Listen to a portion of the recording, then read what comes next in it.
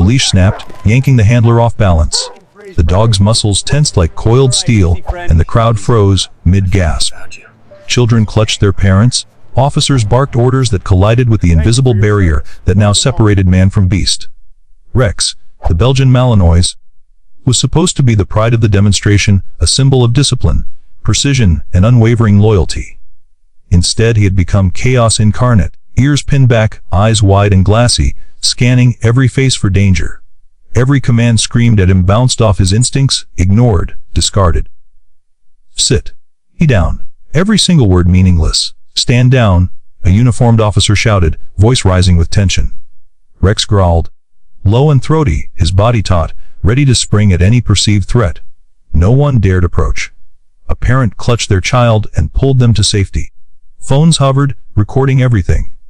This was supposed to be a ceremony of honor, a demonstration of discipline, but it was unraveling fast, like a rope fraying under too much weight. And then a voice soft, gentle, not loud, not demanding, not desperate, just calm. Easy, boy. The crowd fell silent, as though the air itself had learned to listen. Heads turned. Eyes searched for the speaker. He was a man they hadn't noticed before, standing at the edge of the crowd. Layers of tattered clothing hung from his frame. A gray, streaked beard shaded cheeks that had once been young and strong. His posture was bent, not from age alone but from years carrying invisible burdens. Boots worn, jacket frayed, eyes clear. And still, he stepped forward. The dog froze mid-snarl, nose twitching. A flicker of recognition passed through his eyes. No one else in uniform could command him, not today, not ever again. The man crouched slightly, arms relaxed. It's all right, he said again, calm and unwavering. You're safe. Rex's tail flickered. Not high, not wagging, but a flicker. His hackles dropped slightly. And in that infinitesimal gesture, the tension in the crowd fractured. This man, unnoticed until now, carried an authority far deeper than rank. A quiet power that demanded respect without threat. His name was Daniel Mercer. Daniel had been invisible for years. Not because he chose to disappear, but because the world had stopped seeing him. Once, he had worn the uniform with pride, a man of purpose and direction.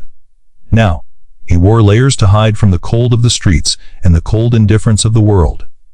Yet here, amidst the chaos, he moved with the certainty of a man who had been tested in ways no one else could imagine. He didn't panic. He didn't flinch. He stood calmly, letting his presence fill the void, allowing the dog to recognize him before anyone else could understand what was happening. Around him, officers murmured to each other. Parents whispered questions they couldn't quite form into words. Teenagers recording the event froze in awe, unsure whether this was part of the demonstration or a miracle. Daniel extended one hand slowly, not to touch the dog but to be seen as trustworthy.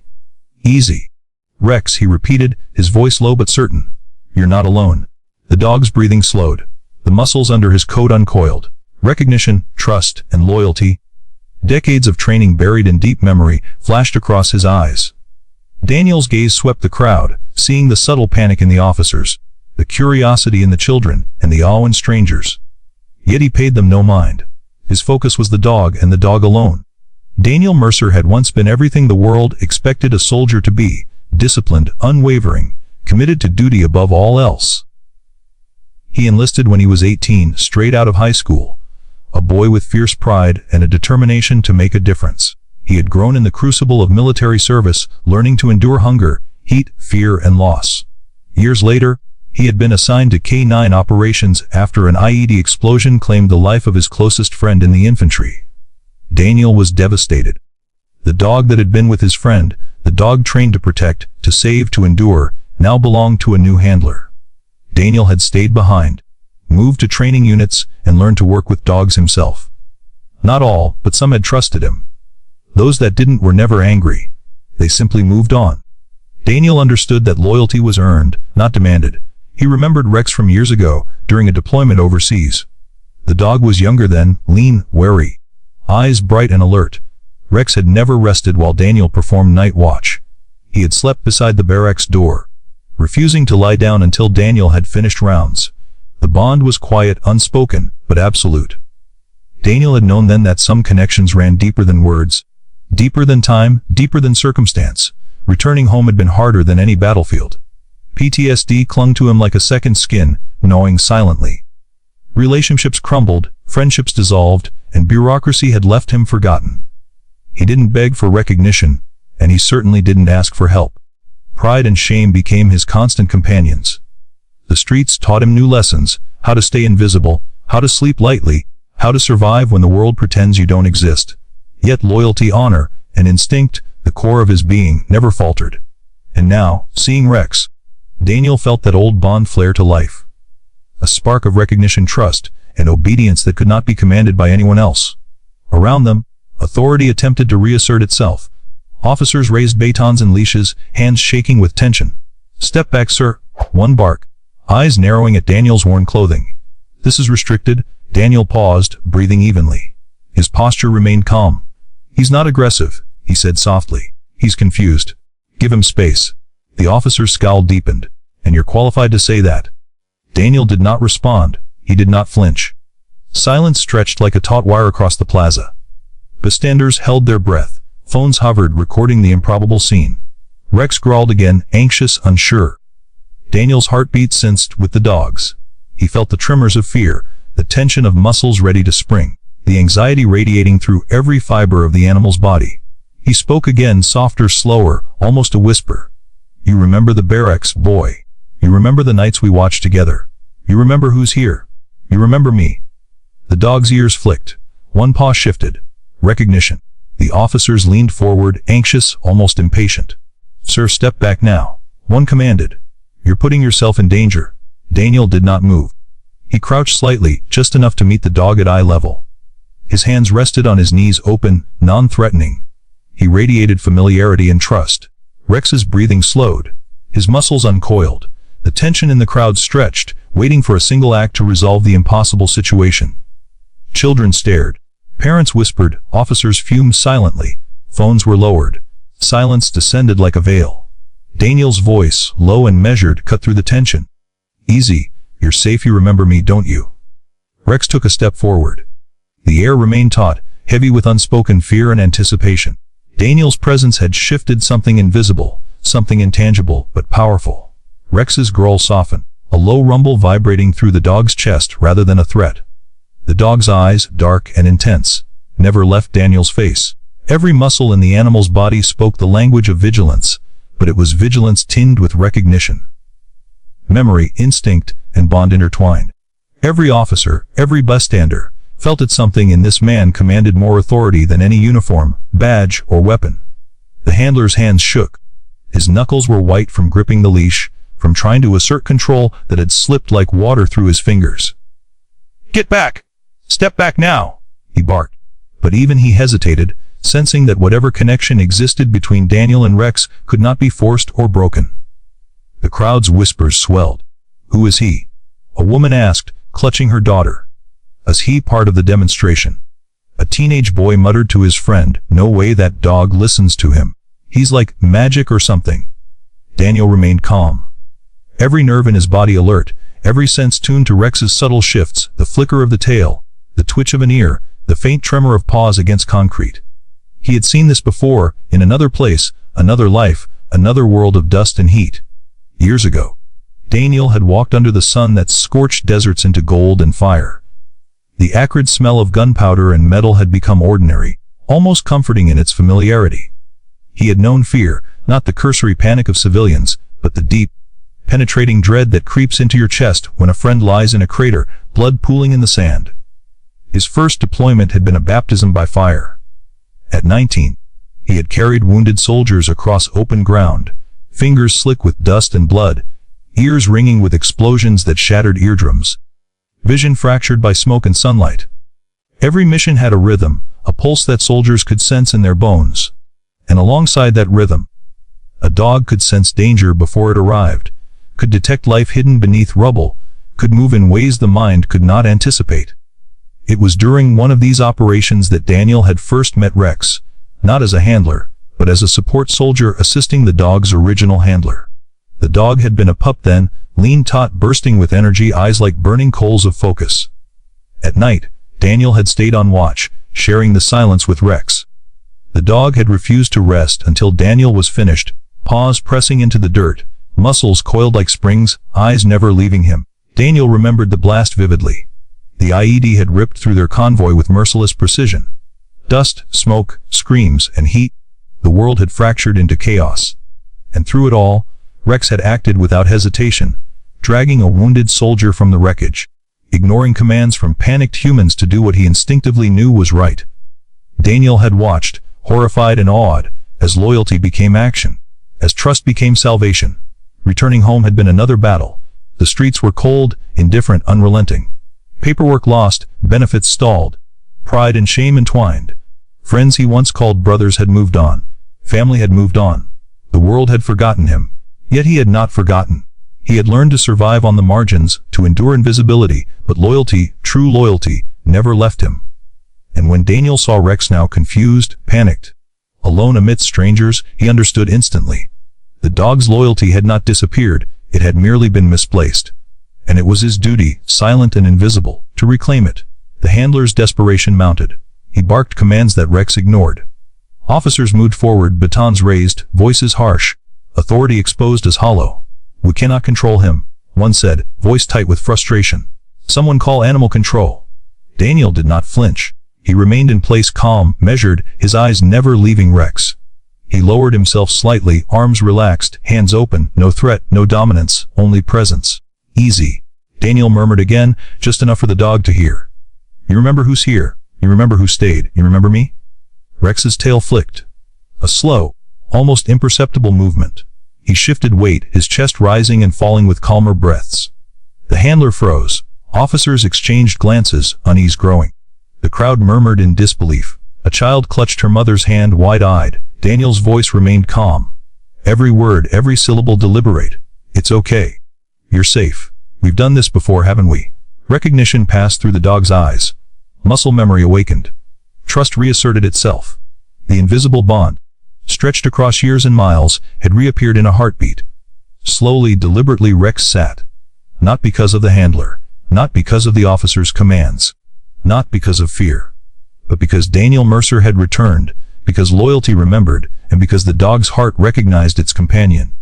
The crowd gasped. Phones hovered in midair, recording a moment that felt surreal.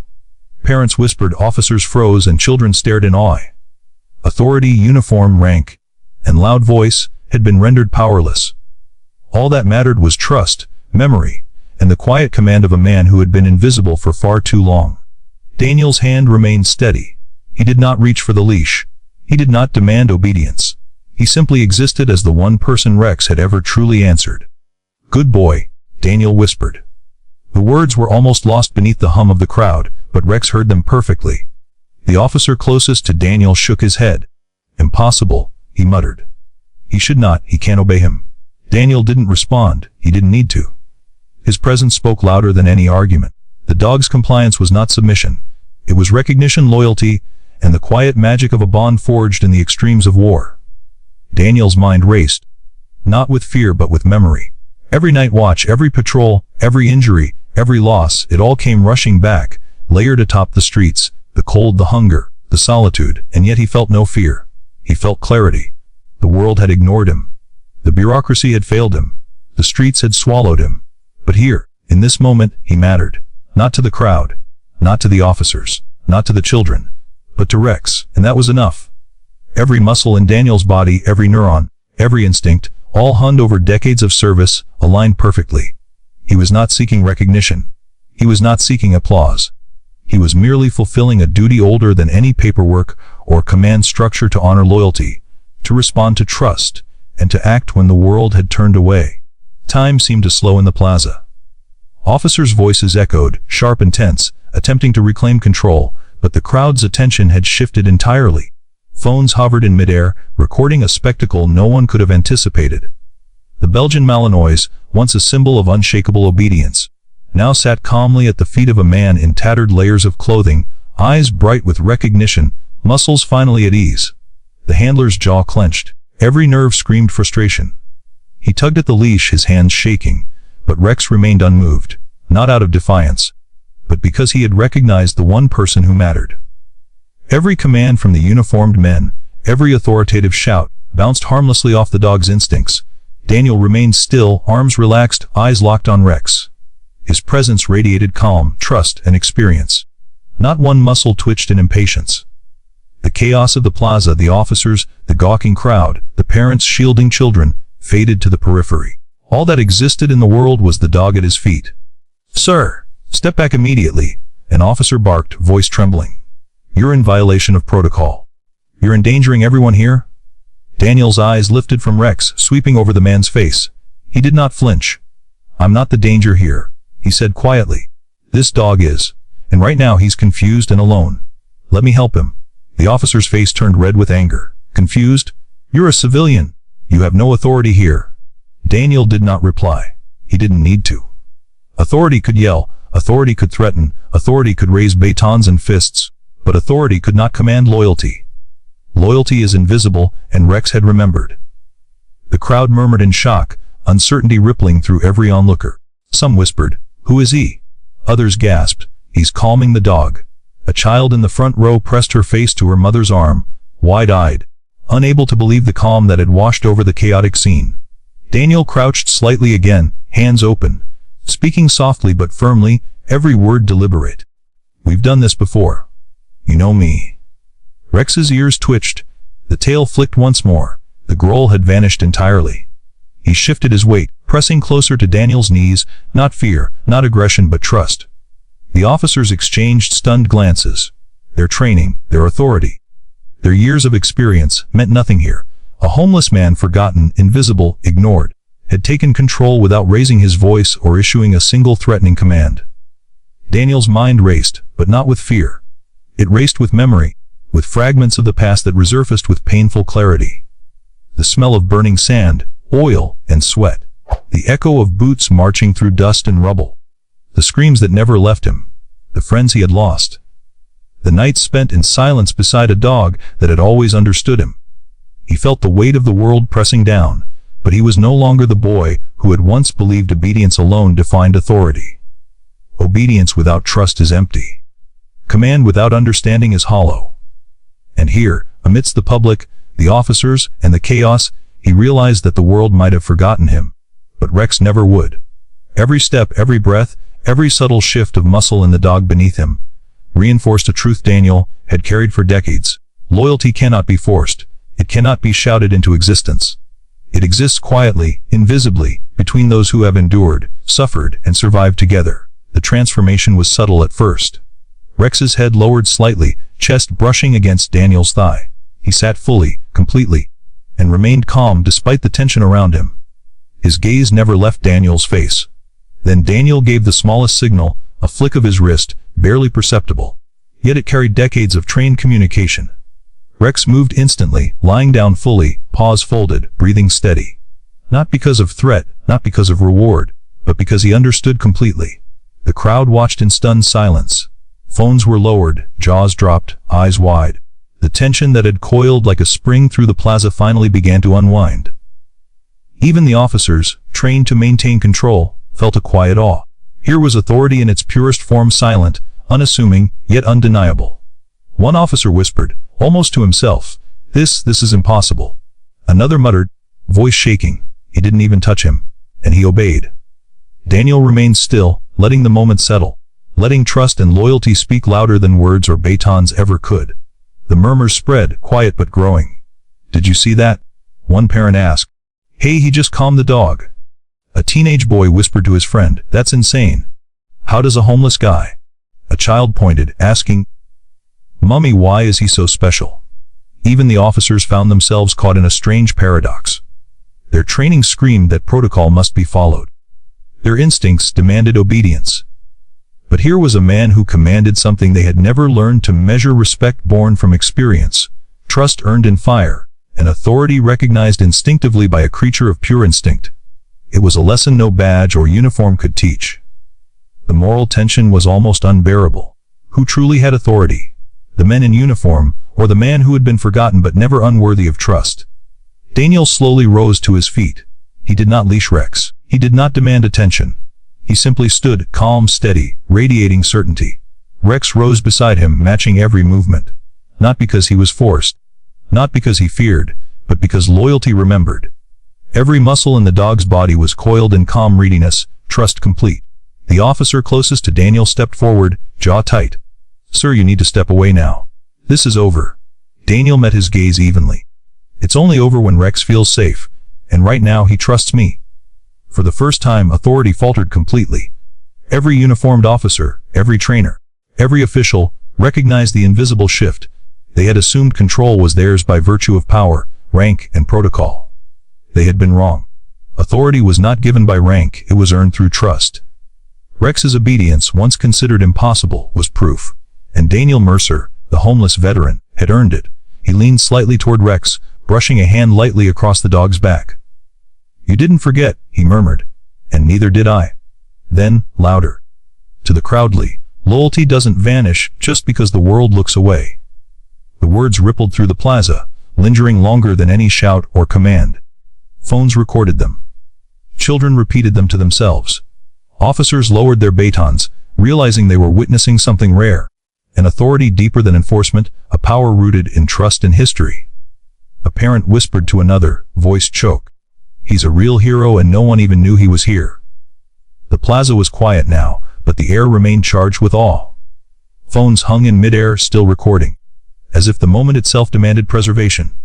Rex, the once uncontrollable Belgian Malinois, now moved with serene confidence beside Daniel Mercer. Every step was measured, deliberate, a silent testament to trust and recognition. The crowd's murmurs swelled into whispers of wonder.